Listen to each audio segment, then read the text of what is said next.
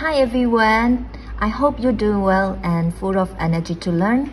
So today let's discover Unit 2, Keeping a Vocabulary Notebook. So there are two parts and let's start with part A. What do you do? This is what students do. ဒီမှာဆိုလို့ရှိရင်ကျောင်းသား9ယောက်ရဲ့အကြောင်းကိုပြောပြထားတယ်เนาะဒီ9ယောက်ကသူတို့ရဲ့ vocab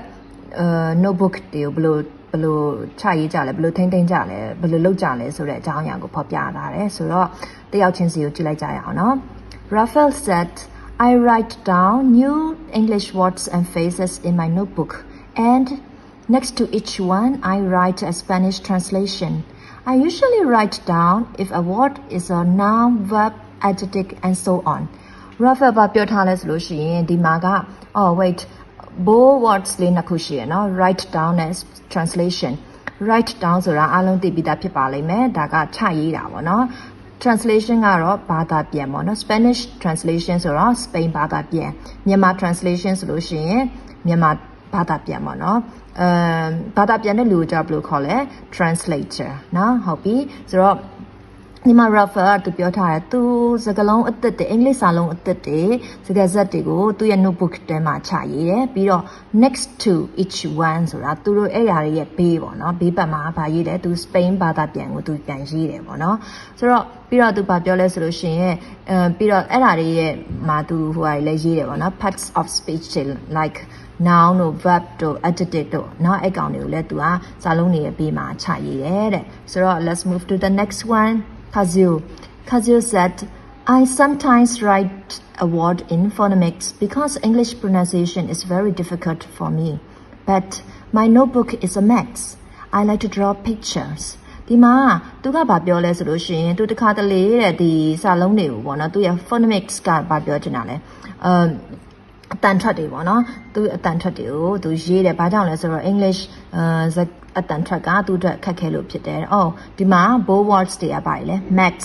and untidy draw mess ဖြစ်တာ mess ဆိုတာက untidy ဖြစ်တာเนาะတန်တရရမရှိဘူးပေါ့เนาะ draw ကတော့တီးမှာပါပုံဆွဲတယ်เนาะဆိုတော့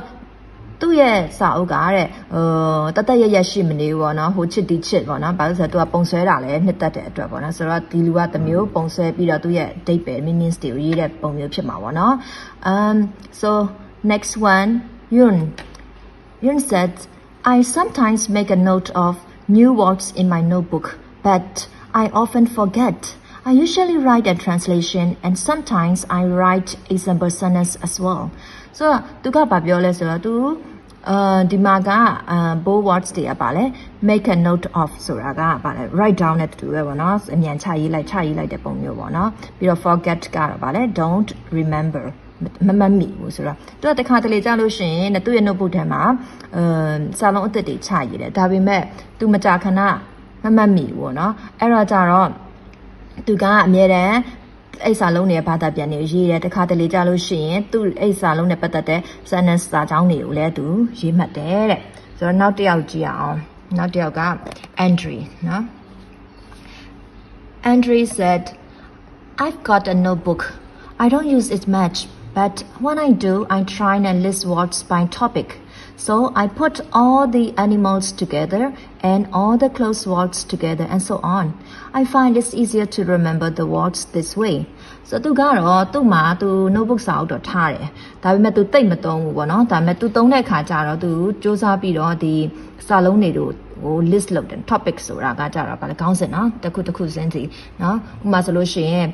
အဲ့အကြောင်းပေါ့နော်သူကဥပမာTraceနာမည်ဆိုTraceအနေနဲ့ပတ်သက်တာပေါ့နော် lion and tiger rabbit and so on ပေါ့နော်အဲ့မျိုးဟာတွေကိုသူတက်ရေးတယ်ဒါမှမဟုတ်လို့ရှိရင်ဗာလဲအဝတ်အစားနဲ့ပတ်သက်တဲ့ဟာတွေပေါ့နော် clothes words တွေကပါတယ် trousers တို့ shirt တို့ pajamas တို့ something like this ပေါ့နော်ဒါတွေကိုသူချရေးတယ်တဲ့အဲ့ဒါကသူ့အတွက်ဒီလိုလုပ်တာသူ့အတွက်ပို့ပြီးတော့လွယ်ကူမှတ်မိစေတယ်ပေါ့နော်မှတ်မိတယ်လို့သူထင်တယ်ပေါ့နော်သူတွေ့တယ်ပေါ့ so next one also the last one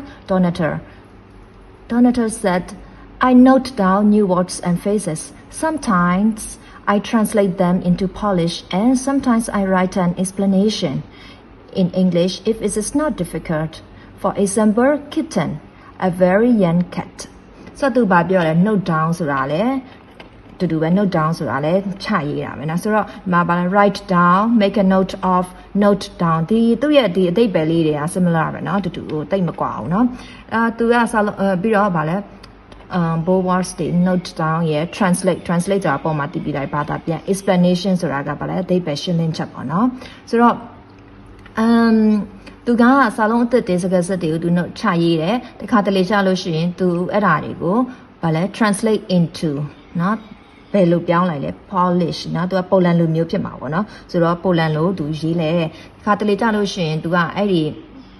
အတိတ်ပဲတွေကိုသူ English လို့လည်းရေးတယ် English လို့ပြန်ရေးတယ်ဟိုအရမ်းမခက်ရင်ပေါ့နော်လွယ်ကူကူဖြစ်တဲ့ဟာမျိုးဆိုသူ English လို့ပြန်ရေးတယ်တဲ့ဥပမာဆိုလို့ရှိပါတယ် kitten ဆိုတာပါလဲ a very young kitten အရမ်းငယ်တဲ့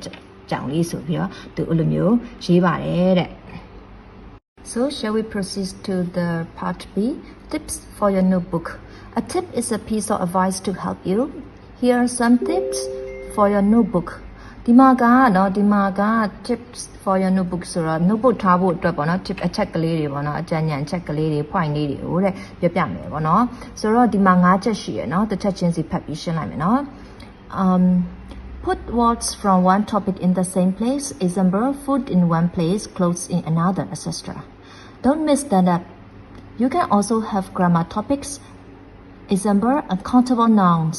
or a page for words that all have a connection. Example, words and phrases that were all in a story you read in English. Some words and phrases will go in more than one topic. ဆိုတော့ဒီမှာကြည့်မယ်ဆိုလို့ရှင်ဒါကတော့ဟို topic ဆိုတာသိပြီနော်ခေါင်းစဉ်ပေါ့နော်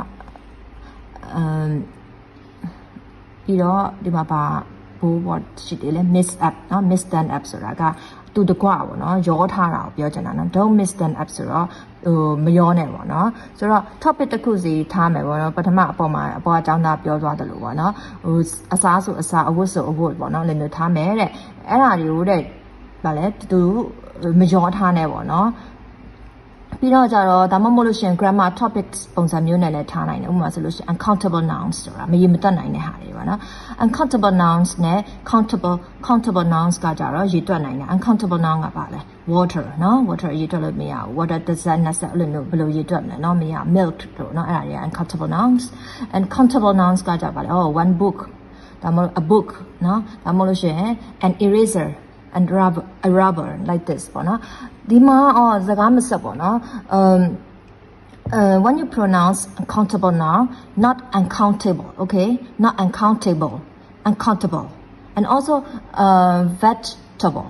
not vegetable no vegetable uncountable okay so let's move ဆိုတော့အဲ့လိုမျိုးပေါ့နော်မရေမတက်နိုင်တဲ့ uncountable nouns တွေဘာတွေတက်ပြီးထားမယ်ပေါ့နော် grammar topic နဲ့နောက်တစ်ခုကျတော့ connection ရှိတဲ့စာလုံးတွေကို the page ထားမယ်ပေါ့နော်ဥပမာဆိုလို့ရှိရင်ဟိုအင်္ဂလိပ်စာအုပ် story တစ်ခုဖတ်မယ်ဆိုလို့ရှိရင်အဲ့ story တွေပတ်သက်တဲ့ဟာတွေတော့နောက်ဆက်စပ်မှုရှိတဲ့ဟာတွေကို the page ထားပေါ့နော်တချို့စာလုံးတွေစကားဆက်တွေကတူလို့ရှိရင် topic တစ်ခု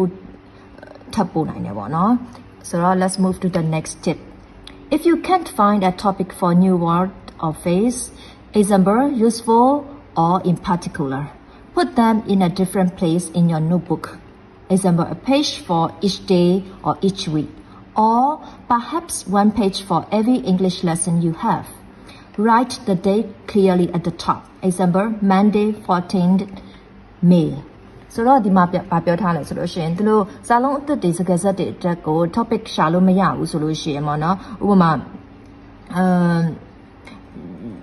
useful in particular ပေါ့နော်အဲ့ဒါမျိုးတွေဆိုလို့ရှိရင်အဲ့ဒါတွေကိုဗာလဲ different place in your book notebook စာအုပ်ရဲ့တခြားနေရာမှာတခြားနေရာတက်ထပ်မှတ်မယ်ပေါ့နော်သူ့အတွက် page တက်ပေါ့နော်မှာလို့ရှိရင်သူဒီနေ့တွေဒီအပတ်တွေတစ်ခုစီအတွက်ပေါ့နော်တက်မှတ်မယ်တဲ့ပြီးတော့ဒါမှမဟုတ်လို့ရှိရင်ပေါ့နော်မိမရှိတဲ့ English lesson တွေတစ်ခုစီရဲ့အတွက်ပေါ့နော် page တစ်ခုစီထားကောင်းထားလို့ရတယ်ပေါ့နော်ဒါပြီးတော့ date တွေပေါ့နော်အတိအကျမှဆိုဒီနေ့ဆိုလို့ရှိရင်ဘာတွေလဲဆိုတာ date နဲ့မှတ်လို့လည်းရတယ်ပေါ့နော်ဆိုတော့နောက်တစ်ချက်ကပါလဲဆိုလို့ရှိရင် when you write down new vocabulary write a translation if it is necessary but also write the meaning in English if it is possible or draw pictures အဲ့ဆိုဒီစာလုံးသစ်တွေကိုရေးတဲ့အခါမှာဆိုလို့ရှိရင်လိုအပ်လို့ရှိရင်သူ့ရဲ့ဘာသာပြန်ကိုပါရေးပါတဲ့နော် necessary ဆိုတာကဗာလဲလိုအပ်တာဆိုတော့သူ့ရဲ့ opposite ကဗာလဲ unnecessary ဒါပေမဲ့တဲ့ပြီးတော့ဗောနော်ဒါပေမဲ့ဖြစ်နိုင်လို့ရှင်တော့ English လို့ရေးပေါ့နော် English လို့ရေးလေပေါ်မှာ Donald Trump ပြောထားတယ်လို့ kitten ဆိုလို့ရှင်ဗာလဲကြောင်ပေါက်လေးဆိုရင် a very young cat အဲ့ပုံစံမျိုးပေါ့နော် English translation ရေးလို့ရှင်ပို့ပြီးတော့ English ကို improve ဖြစ်စေတယ်ပေါ့နော်ဒါမှမဟုတ်လို့ရှင်ဗာလဲ draw pictures နော်ပုံလေးတွေဆွဲတယ်နော်အပေါ်ကတယောက်လိုပဲပေါ့နော်ဆိုတော့ next tip ကတော့ if possible add synonyms opposites other parts of speech is etc. Awful, adjective, terrible, dreadful. It's like this one. Enjoy, verb, like something and get pleasure from it. Now, enjoyment, adjective, enjoyable. So that သူကဥပမာပေးထားပါတော့တတ်နိုင်လို့ရှင်သူရဲ့ synonyms တို့ opposites တို့ other parts of speech တွေကိုထည့်ရေးလိုက်ပါတော့ဥပမာဆိုလို့ရှင် awful ဆိုတာပါလေ awful က adjective နော် awful ကစိတ်ပျက်စရာစိတ်ညစ်စရာကြီးစိတ်ပျက်စရာကြီး terrible ဆိုလည်းအဲ့လိုပဲဟာကြောက်စရာကြီးနော် dreadful ဆိုလည်းတူတူပဲ terrible နဲ့အတိတ်ပဲတူတူပဲနော်ဟိုပါလဲဆိုဝါပဲပေါ့နော်ကြောက်မဖွယ်ပဲပေါ့လို့စိတ်ပျက်စရာကောင်းတယ်အဲ့ဒါလေးတော့တူတူပဲပေါ့နော်နောက်တစ်ခုကျ enjoy ကြတာပါ enjoy နှစ်သက်တာနော် pleasure ဒီလာတွေလုတ်ပြီးတော့ဒီဟာတွေကနေပြီးတော့ချိန်နဲ့အားရအဲ့မျိုးပေါ့နော်ပြီး enjoyment ကသူရဲ့ noun enjoyable ကကြတော့သူရဲ့ adjective ဒါမျိုးတွေမှတ်လို့ရတယ်ပေါ့နော် The last tip is example sentences help you with the grammar of a word or with word partners collocations I enjoy living in a big city not I enjoy to live in a big city I spent 2 weeks in Rome not I passed 2 weeks in Rome you spend time in a place ဆိုတော့ဒီမှာပြောထားလဲဆိုလို့ရှင်ဒီမှာကစာကြောင်းတွေကို example ဥပမာစာကြောင်းတွေကိုရေးလို့ရှိရင်လည်း grammar တွေစကားဆက်တွေကိုသိနိုင်တယ်ပေါ့နော်အဲ့ဒါတွေနေမှတ်မိနိုင်တယ်စကားဆက်တွေကိုပို့ပြီးတော့လေ့လာလို့ရတယ်ပေါ့ဥပမာဆိုလို့ရှိရင်သူပြောထားတယ်ဒီမှာဗာလဲ enjoy living နော်ဒီမှာဆိုလို့ရှိရင် enjoy ဆိုတဲ့စကားလုံးရဲ့နောက်မှာ present continuous ပဲတုံးတယ်နော် enjoy living enjoy swimming enjoy eating ဒါမျိုးပေါ့နော်ဒီလို enjoy to live သူ့ရဲ့နောက်မှာ present tense ကိုလုံးဝမသုံးပါဘူးဒါမျိုးလေးတွေရေးလို့ရမှတ်ထားလို့ရတယ်ဘယ်နောက်ခုကြပါလဲ I spent 2 weeks in Rome spent အဲ့မှာနေတယ် spent လို့သုံးတယ်ပေါ့နော်ဒါပေမဲ့ I passed 2 weeks in Rome ဆိုတာမျိုးတိတ်မသုံးဘူးပေါ့နော်မသုံးဘူးပေါ့နော်တခြားဘာ collocation တွေလေ့လာလို့ရတယ်မှာ take a break have a holiday keep quiet make a mess do a favor keep in touch something like this ပေါ့နော်ဒါမျိုးလေးတွေကိုဟိုsentence လေးတွေကိုရေးမှတ်လို့ရပါတယ်တဲ့ဆိုတော့ဒီမှာကကျမတို့5ချက်တွေ့ရเนาะအပြန်ပြောမယ်ဆိုလို့ရှိရင်နံပါတ်1အချက်ကပါလဲ topic ကလေးတွေနဲ့လုပ်ဖို့ပေါ့เนาะနံပါတ်2ကကျ topic မတွေ့လို့ရှိရင်ဘယ်လိုလုပ်မလဲနောက်တစ်တိယအချက်ကပါလဲသူရဲ့ဘာသာပြန်မြန်မာဘာသာပြန်ဆိုလဲမြန်မာလို့လုပ်ပေါ့ဒါမှမဟုတ်လို့ရှိရင် English လို့ရေးဒါမှမဟုတ်လို့ရှိရင်လည်းသူရဲ့အဓိပ္ပာယ်ကိုပုံလေးဆွဲပြီးမှတ်ပေါ့เนาะနံပါတ်4ကကျတော့သူနဲ့သက်ဆိုင်တဲ့ words တွေเนาะ synonyms တွေ opposites တွေဒါမှမဟုတ် parts of speech ဒါလေးတွေပါထည့်မှတ်တဲ့နောက်ဆုံးတစ်ခုကကျတော့ sentence စာကြောင်းလေးတွေကိုရေးပြီးသူရဲ့ collocations တွေကိုပေါ့เนาะမှတ်လေ့လာလို့ရပါတယ်တဲ့ဆိုတော့ရှင်းမယ်လို့ထင်တယ်နော်ဆိုတော့ကျမတို့လေ့ကျင့်ခန်းလေးတွေလုပ်လို့ရပြီနော်ဒီမှာက exercise က4ခုရှိရယ်ဆိုတော့တစ်ခုချင်းစီနည်းနည်းရှင်းပြလိုက်မယ်နော် 2.1 Organize the words into the topics below one word can go into different topics use a dictionary to help you diet branch lay the table count dig ground flour added raw leaf minus butcher thousand frozen zero butterfly ဆိုတော့ဒီမှာကဒါလေးတွေဒီစာလုံးလေးတွေ organize စုစည်းပေးပါနော်ဥပမာဆိုလို့ရှိရင် food ဒီမှာဆိုလို့ရှိရင်ဇယား3ခုရှိရနော် food လား garden လား numbers လားအဲ့ဆို food နဲ့ပတ်သက်တာတွေအကုန်လုံးကိုဒီသူ့အောက်မှာခြာရေးမယ် garden ဆိုလို့ရှိရင် garden နဲ့ပတ်သက်တာ numbers တွေဆိုလို့ရှိရင် numbers နဲ့ပတ်သက်တဲ့ဟာတွေကိုတစုစည်းတယ်ဖြစ်အောင်အပေါ်ကစာလုံးတွေကိုပြန်ခွဲပေးမယ်နော်ဆိုတော့ let's move to 2.2 Explain these words in English or draw a picture. Or if you think an explanation is too difficult and a drawing is not possible, write a translation instead. ဆိုတော့ဒီစာလုံးတွေကိုသူ့ရဲ့ English word သူ့ကို English လို့ပြန်ရေးပေါ့နော်ဒါမှမဟုတ်လို့ရှိရင်ပုံဆွဲတဲ့ဒါမှမဟုတ်လို့ရှိရင်ပုံဆွဲဖို့တွေ English လို့ရေးဖို့ခက်တယ်ဆိုလို့ရှိရင်เนาะဘာသာပြန်ရေးလို့ရပါတယ်ပေါ့နော် 2.3 what information could you include with these words the answers are all on the opposite page ဆိုတော့ဒီမှာကသူ့ရဲ့စန့်ကျင်ဘက်စာလုံးတွေကိုရေးမယ်เนาะ1 to 6 အထိရှိတယ်ဒါ dictionary ရှာရေးလို့လည်းရတယ်เนาะ so the last one 2.4 over to you answer the questions if possible compare your answers with someone else number 1 look again at what the students said on the opposite page what are the good things that they do underline them number 2 do you do all of these things Number 3, is there anything you don't do now, but will do in the future? Number 4, at the moment, which person's notebook is most like your notebook? Number 5, what are the most useful tips on the opposite page for you? ဆိုတော့ဒီဟာလေးတွေဖြည့်ကြည့်မယ် Number 1ကကြတော့ဒီမှာပေါ့နော်အပေါ်ကကျောင်းသားတွေဖြည့်ထားတဲ့ဟာတွေကိုပြန်ပြောထားတဲ့ဟာတွေကိုပေါ့နော်ကြည့်မယ်တဲ့သူတို့တွေပြောတဲ့တွေကဘယ်အချက်တွေကကောင်းတယ်ပေါ့နော် underline လုပ်ကြည့်ပါမြင်တာကြည့်ပေးကြည့်ပါဘယ်အချက်လေးတွေကကောင်းတယ်ပေါ့နော် number 2ကကြတော့ပေါ့နော်ဒီအရာတွေအားလုံးကိုသင်လုပ်လာပေါ့နော်သူတို့ပြောတဲ့အချက်တွေအားလုံးကိုသင်လုပ်လာတဲ့လုပ်ရင်လုပ်တယ်ပေါ့နော် yes or no ဆိုရပြီ number 3ကကြတော့ဒါတွေတခုမှတော့မလုပ်ဘူးပေါ့နော်ဒါပေမဲ့ရှေ့ဆက်ပြီးတော့လုပ်ဖို့ရှိတယ်ပေါ့နော်အဲ့ဒီကတော့ငါတခုမှမလုပ်ဘူးဒါပေမဲ့ဒီတဲ့တခုခုတော့လုပ်တော့မယ်အနာဂတ်မှာလုပ်ဖို့ရှိတယ်ပေါ့နော်အဲ့ပုံစံမျိုးအဲ့လိုရှိလားတဲ့ number 4ကကြတော့အခုလောလောဆယ်မှာတင်းရေး notebook ရေးမဲ့တဲ့ style နဲ့ဒီအပေါ်ကလူတွေရဲ့ notebook နဲ့ဘယ်သူရဲ့ notebook ရေးမဲ့တဲ့ style တူလဲပေါ့နော်တရားရောက်တဲ့များတူလားပေါ့နော်နောက်ဆုံးအချက် number 5ကကြတော့အပေါ်ကပြောထားတဲ့ tips တွေထဲမှာပေါ့နော်သင်အတွက်အသုံးဝင်ဆုံးဖြစ်မဲ့ tips ကဘယ်ဟာတွေလဲပေါ့နော်ဘယ်ဟာလဲတစ်ခုဆိုလဲတစ်ခုပေါ့နှစ်ခုဆိုလဲနှစ်ခုပေါ့ခြာရေးလို့ရပါတယ်ဆိုတော့ကexercise လေးတွေဖြည့်ကြည့်မယ်နော်ပြီးတော့ကျမတို့ဒီဓာတ်ရက်တွေမှာ weekday ဒီမှာဖြည့်တိုက်ကြမယ်နော် okay that's for today and we will see you in next video bye bye and thank you and stay safe